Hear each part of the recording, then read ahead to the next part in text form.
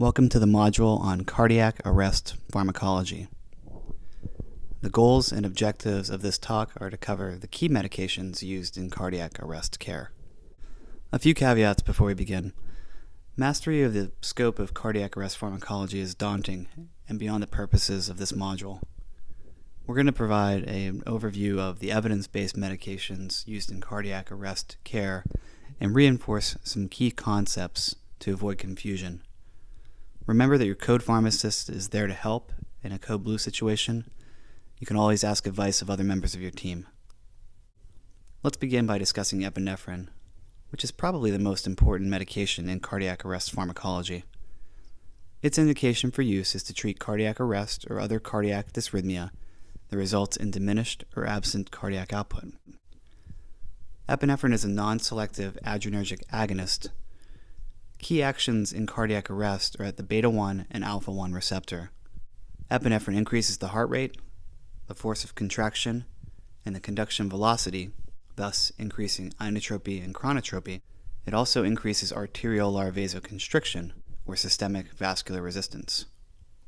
The dosing and route of administration in a cardiac arrest management is 1 mg intravenous or intraosseous push. This dose may be repeated every 3 to 5 minutes.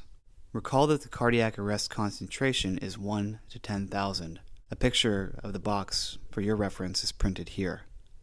Also recall that there is a distinction between this concentration and the concentration used in the treatment of anaphylaxis, or sometimes the initial management of anaphylactic shock, which is a 1 to 1,000 concentration. This is a common source of error, so it's best to order 1 to 10,000 epinephrine.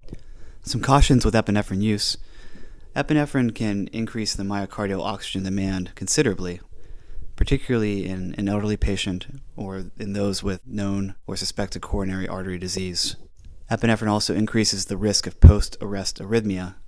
This is one of the key reasons why patients are placed on an antiarrhythmic during the course of their cardiac arrest care. Higher doses of epinephrine have not been shown to improve patient outcome and may in fact increase mortality. Thus, stick to the 1 mg dose for your initial and subsequent dosing. Epinephrine also exhibits tachyphylaxis, and so the vasoconstriction effects will diminish over time. Your initial dose or second dose of epinephrine are likely to be the most successful. Let's talk about vasopressin. Its indication is exactly the same as epinephrine's to treat cardiac arrest or other cardiac dysrhythmia that results in diminished or absent cardiac output. Vasopressin is a non-adrenergic vasoconstrictor. It works at the V1 receptor. This increases systemic vascular resistance. Also, it decreases cardiac output, heart rate, contractility, and myocardial oxygen consumption. Vasopressin is also thought to dilate cerebral blood vessels. The dose and route of vasopressin administration in a cardiac arrest setting are a 40-unit intravenous or intraosseous push. It is recommended if you use vasopressin to substitute it for either your first or second epinephrine dose. There may be advantages to using vasopressin instead of using epinephrine for your pressor dose in cardiac arrest management. Vasopressin has a longer half-life and a slower onset than epinephrine. You may get more bang for your buck. Epinephrine's efficacy may be blunted in a severe metabolic acidosis. Some cautions about vasopressin use are that the evidence doesn't necessarily support its use in refractory arrest. This is the rationale for using it in your first or second vasopressor dose. It also is the rationale for not repeating the dose of vasopressin.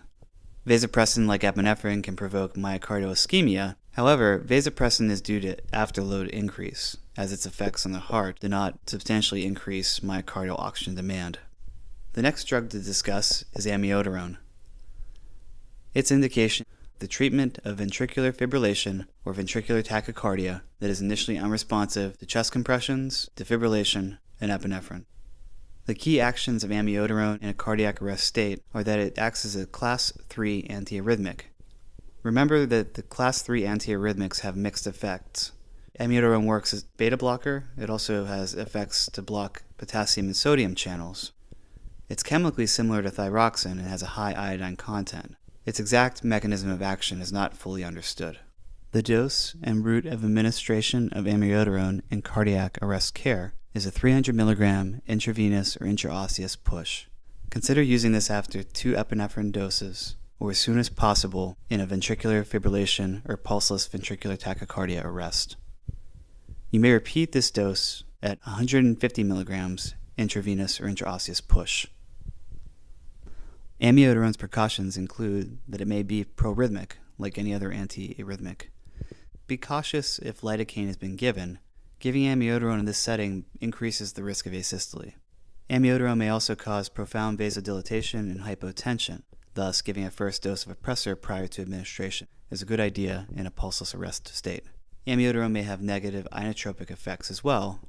Thus, again, the rationale for pressor administration prior to amiodarone use. And amiodarone, like many other antiarrhythmics, may prolong the QT interval.